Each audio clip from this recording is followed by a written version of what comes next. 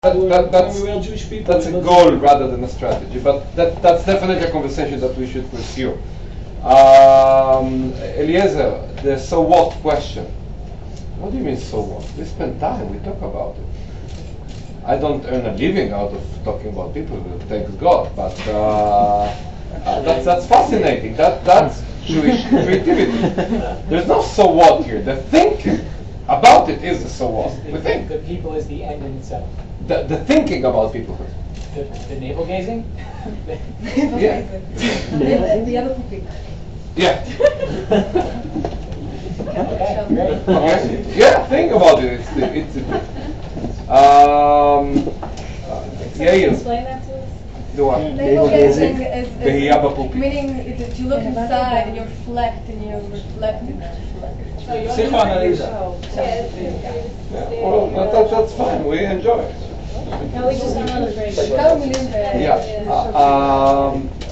To Yair about the Israel, the basic paradigm shift in Israel being the most or the biggest Jewish community is that Israel as a state should start feel and act responsibility towards Jews who live outside Israel. That never happened in the last 60 years. It was exactly the other way around.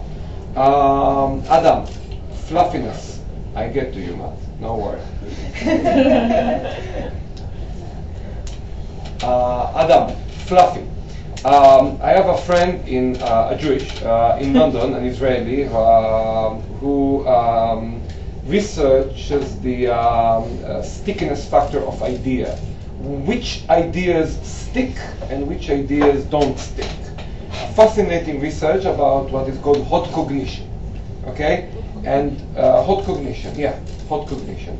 And the bottom line is that it doesn't matter the quality of the idea that sticks. It doesn't matter the quality of the idea. There are ideas that stick, and you can say as fluffy as you want. You know this fluffy thing that you throw on the wall, but it sticks.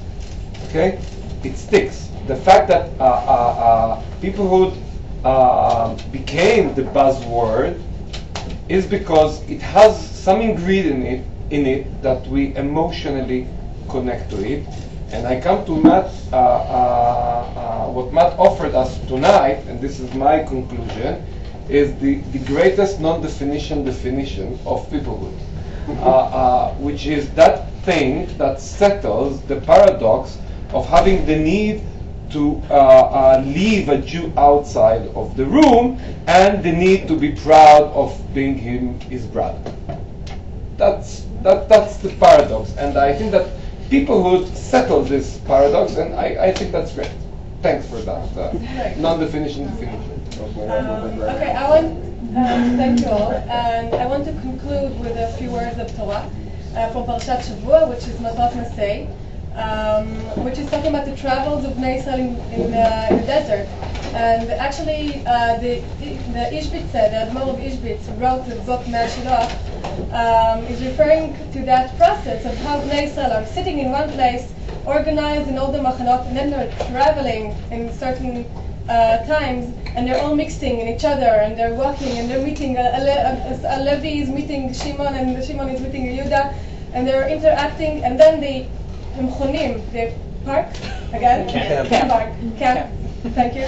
They camp again, and they sit and just think, when did they quarrel most, and when did they, discover more things, sitting or traveling, going forward together. So thank you so much for leading us a little bit more forward with these thoughts. Thank you.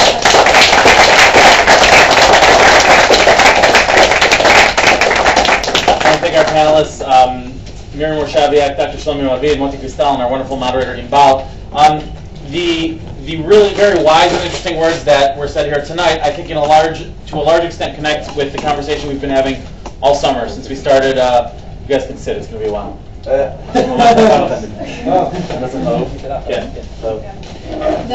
you, Dr. Avid.